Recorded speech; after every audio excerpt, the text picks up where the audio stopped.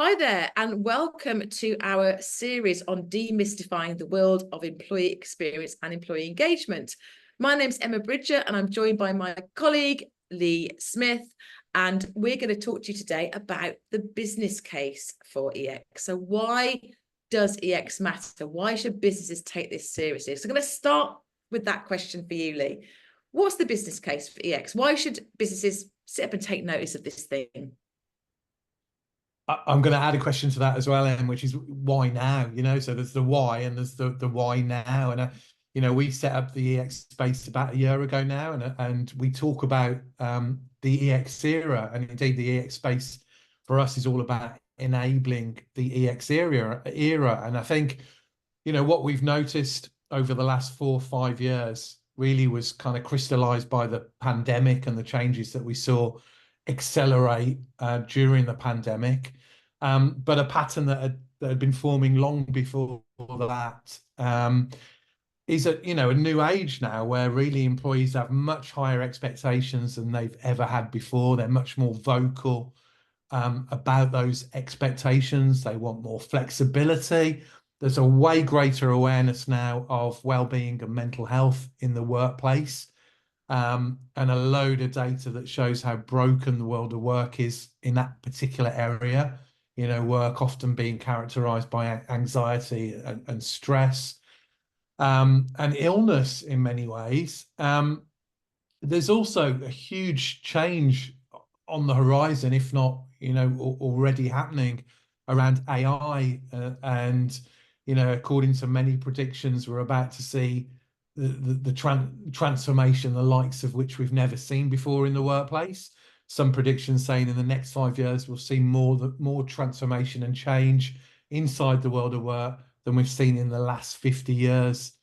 So for me, the stars are aligning, raising expectations, a broken world of work and a changing world of work as we begin to grapple with AI, and what that means for the human side of work. So that's the kind of why, and and organizations need to respond to that. They're in my eyes, they're not going to last. They're not going to survive if they ignore all that stuff. We have to adapt how we interface and relate to employees, and the time is now. So I'm going to bounce another one back to you, Em, which is, if we sort of build on that a little bit, in terms of the business case. You and I have had many conversations with senior leaders over the years. How do you sell EX to a senior leader? What is actually the payback for this broad, perhaps arguably maybe soft and fluffy thing? How on earth, what's the business payback for this? Yeah, it's interesting, isn't it, Lee, that, we've worked with so many different organizations. And also when I was in-house myself over the years, where we've had to make this business case to senior leaders, right? We've had to convince them this is not just the right thing to do, but it is good for business, right? And I kind of come back to this idea of like, why on earth would you not want your people to have a good experience? That just seems, I just can't get my head around that. Why would you not want your people to thrive and be their best selves at work? Why would you not want them to have a great experience in your organization? However, I don't have the answer to that question, because we are still in this place where we have to make this really solid business case, the commercials. And the commercials stack up, right? So, you can look at pretty much every business outcome that you would hope to positively influence by focusing on this stuff, and see that absolutely the case is made, right? So we see stats from the likes of Forrester that show that, I think it's Forrester, that show that profitability increases when you have a great experience at work.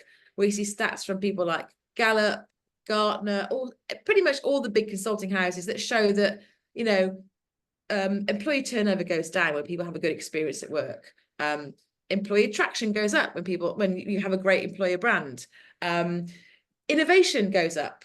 Even health and safety are impacted. So we see less accidents when we have a better experience and we have higher engagement. So pretty much every business outcome. So you're going to be more profitable. You're going to have more earnings per share. You're going to have a better customer experience. You're going to have people having less accidents. You're going to have more innovation. You're going to have more performance. You're going to have people wanting to stay. People wanting to join you.